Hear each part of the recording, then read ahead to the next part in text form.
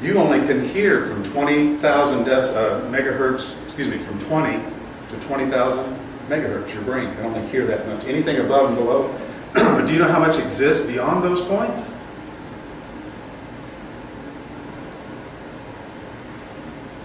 You are wired to see about less than 1% of reality. And you know what you do? You use that less than 1% and you think, I know everything. I know how it is about it. All of yours. Yeah. Well, how many remember when that happened?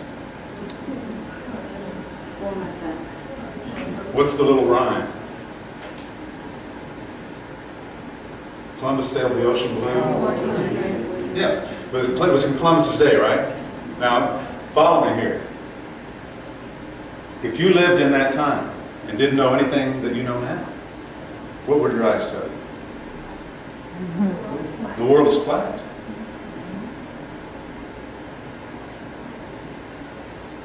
Yeah. Columbus was brave enough to go outside that realm, but everything, all the evidence that they were seeing with their eyes told them that the world was flat. You know what's amazing? And that was what, almost 500 years ago? A little over 500 years ago. Do you know that we still live in a flat world today? Because we still believe that our eyes are telling us what reality is. And you can't believe your eyes. Because you're only seeing about this much of reality. What did Jesus say? Blessed are those who have not seen and believe. Right? All right. Let's think about this. Now, if you follow me now, you're going to see something maybe you've never seen before. Everybody in here believes there's a horizon. Right? But guess what you have to, what your eyes are telling you about the earth for there to be a horizon? It's got to be flat. I thought you knew the earth wasn't flat. Yet you still believe in a horizon. You know what I'd like you to do? I'd like you to go on a journey. Go ahead. Head out some direction and see if you can find that horizon. See if you can get there. And when you get there, I want you to touch it. Tell me what it's like. It's like finding the bottom of a rainbow. Would you ever arrive? You know why? It doesn't exist. It's an illusion. But yet you've defined it in your life, haven't you? Isn't it a definition in your life and part of your reality? But don't we only use that as a point of reference? Yeah, but there's nothing there though. Right. You're using an illusion as a point of reference. What's the point beyond which you can't see, though? Like we call it sugar. Oh, that's all right. That's all right. That's all right. But the point is, we are defining our reality by something that really doesn't exist, right? Yeah, because it really doesn't exist. Because if it could exist, you could touch it, feel it, measure it. There'd be substance to it if it existed. Where is it really existing? Yeah. Right out here. The same place that faith or whatever exists Right. as well. Exactly. Mind or heart. How many believe in a sunrise and sunset? Now don't tell me you don't, because you say it all the time. Well, I used to. Sun comes up, sun goes down. No, it doesn't. Sun doesn't move. The sun does not move. Well, while we're moving, it's pretty. Well, I mean, we have a wedding song before, Sunrise, Sunrise, sunset. sunset. But the point is, you've defined your days by this. There is no sunrise and sunset. There's no sunrise and sunset. The sun doesn't move, yet we still use that language, don't we? So what have we done? Again, we've defined our reality by something that isn't true. Now what I'm trying to get you to see here is, yes, it's a way of reference, but you're doing this with everything. Not just the sun or not the sunset. You're doing this with everything. You're defining all your reality on illusions. You're defining all your reality on actually what's called defined, created concepts that really don't exist out there. Well, how can we do that? I'm gonna We know that the earth and the moon and the sun are going in opposite directions. Well, Okay, I'm sorry. we know that. We know that's happening, but we still use these words, though. Yeah. And don't even think about it. No. That's my point. See? And you know what?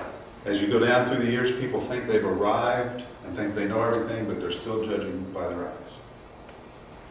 Still defining their life with their eyes. What about this? Let me ask you a question. If I start going north, and I just keep on going and keep on going and keep on going and keep on going and keep on going, am I still going to be going north?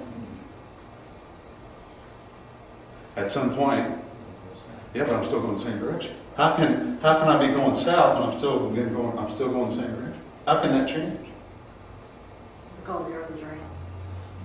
Right, but you know what this is actually? This is another flat concept. Don't we think north is like this and south, east and west like that? That's a rectangular, that's the graph that I use in math, and it's flat. So if you can't tell the north, south, east, or west, does that mean you know the truth? Well, we're a little early. Just a question. I know, we're a little early for the truth. Okay, I'm just wondering. All right, but what I'm trying to get you to see here is what you have been trained in your mind to do from birth. Okay. We can blame that on the teachers too. Oh. You can blame it on your teachers, you can blame it on your parents, Politicians, we can all. you can blame it on anybody, but the point is, the blame will get you nowhere. See? All right, up and down is the same way. If I started digging a hole going down and through the center of the earth, what would I end up doing on the other side? If I just kept on going. Coming up. Going up, and I thought I was going down. You see what I'm saying? But the point is, these are all created concepts. I can run all for it. What did I say earlier? We want absolutes, don't we? But there is no absolute up or down. Otherwise, I wouldn't be able to go up when I went down. When I went all the way through. Right? Isn't that right? What if you're floating around in space? Tell me what's up and down there. What's east and west up there? Where's the horizon up there? In other words, all of these concepts exist in your current perspective of reality, doesn't it? Where you are here. Right? But what happens when you leave here? They don't apply them. And they're not absolutes. And they're all created concepts for us to deal with reality. What we want to define reality as. Now, I want you to understand something. There's nothing wrong with this. But you need to be aware that they are not absolutes. See? We created them. We created these concepts. I answer that question. These are created concepts. They're not absolutes. In fact, and this is what you're not going to like. How many of you ever seen the movie The Matrix? I'm talking about the first one. Usually a younger crowd sees that. It's my favorite movie. But it's one of the best movies to explain what I'm talking about. Everybody here is living in the matrix of defined concepts and realities that aren't our illusions. Now that's okay, but you need to realize that what you think is true reality is not an absolute. None of it. But what makes them real to us? What makes these things real? We use them in our everyday life. Isn't it how we define them? Isn't that what makes them real? Isn't that what makes the horizon real? Somebody saw a horizontal line at the edge of the earth and defined it. And then what they do, they passed it down. And it became everybody's F. Right? Okay. Now, this is what you got to realize. Your perception is, or your reality is determined by your personal perception. We do have shared definitions, don't we? We have shared definitions, don't we? That's why we share some reality together, like horizons, north and south. Yeah, we share those definitions. That's because we've all shared as growing up and getting ourselves wired. That's what we were told. Okay? But what creates our perception? Our experience, Yes.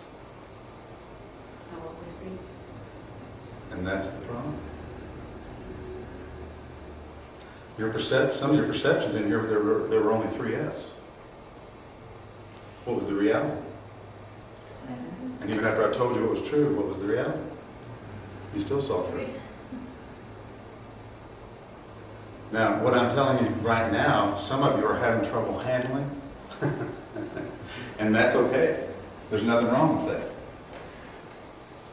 But do you know what the first, and this is what people don't understand, that it's okay to be uncomfortable. Because do you know that's the first feeling you're going to have when somebody comes in and shakes up what you thought the reality was. That's what's going to happen.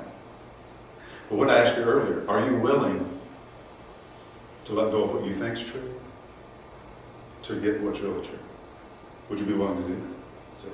Because otherwise, if you're not, you'll never see the F's. You'll never see them. If you can't, you know, somebody that's been there helps you see it, and if you refuse, you'll never see it. See, we've defined it. Now, this is what I've been studying for the last 6 years that really opened my eyes. How many have heard of quantum physics? Now don't worry, I'm not going to get real deep here. But quantum physics has proven that everything is light and energy. This is, what I'm telling you now is not theory. A fuzzy-haired man named Einstein came up with that. What's on the left side of that equal sign? Energy. Energy. What's that M stand for? Mass. Mass. So guess what mass is really? Energy. This is mass times the speed of light squared. Now I'm a math teacher, so there's a little formula here. We'll do a little algebra. What do I do? That. So guess how things appear to be hard? We slow them down. We slow the vibration down. We slow the energy vibration down. And then our senses tell me that this is solid. Did you know that's an illusion? Now here we go again. This is proven science here. Did you know what else? Nothing is solid. Your body's not solid. Your body is just vibrating energy. Everything is energy. Now here's what they've proven with this. I'll just answer that question for you. Your senses actually take the energy, and guess what it does? It goes into your brain. And what did I tell you earlier is in your brain? All your creative concepts. So it's energy and light, and then the way you have been taught to define things takes the light and does what? And the energy. Makes it your reality. See, here's where you're really going to feel upside down. You think this exists out here, then you experience it. It's not true. It exists in here first. Then you experience it out here. Quantum physics has proven this. And as I said, you don't see with two eyes, you see with one. And this is why the brain's so important.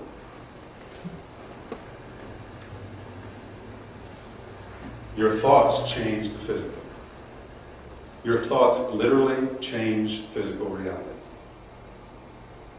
They have proven now in quantum physics that everything is a field, or an ocean of moving energy, pure light energy.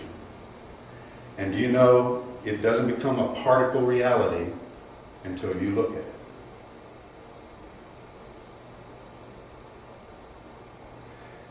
Mick Hebert, the physicist that won the Nobel Prize, says that, for example, right now I'm looking at you. Do you know that while I'm looking at you, everything behind me does not exist? I'm talking about for me. Do you know what happens to it? It was particle when I was looking at, you know where it goes when I turn around? It goes back into the wave. It disappears back into the light. And if I turn around and look to try to see the light first, it becomes real again before I can do it. This is proven science. This is quantum physics. And they've proven that things can only come into reality when you look at them. They don't exist. They go back into the waves of light. Then when you look at them, your brain interprets it, makes it reality again. If you go through my seminar, I will literally prove to you how everything exists here first, then out here. And that all this really is a projected, complicated hologram for your experience. But it is defined by your neural circuits and what you have in here. Just think about it earlier. What did I say? If you don't see the F's, what else are you not seeing? Do you know that everything that has ever going to exist or going to exist, physicists say, is already right here? Because in quantum physics, if you go to the subatomic level, there's no time, no distance. None of our created concepts work. None.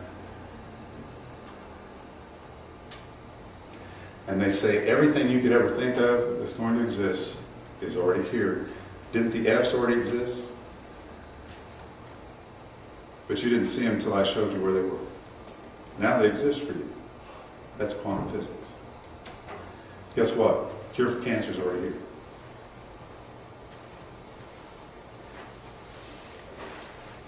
Answer to every question. It's already here.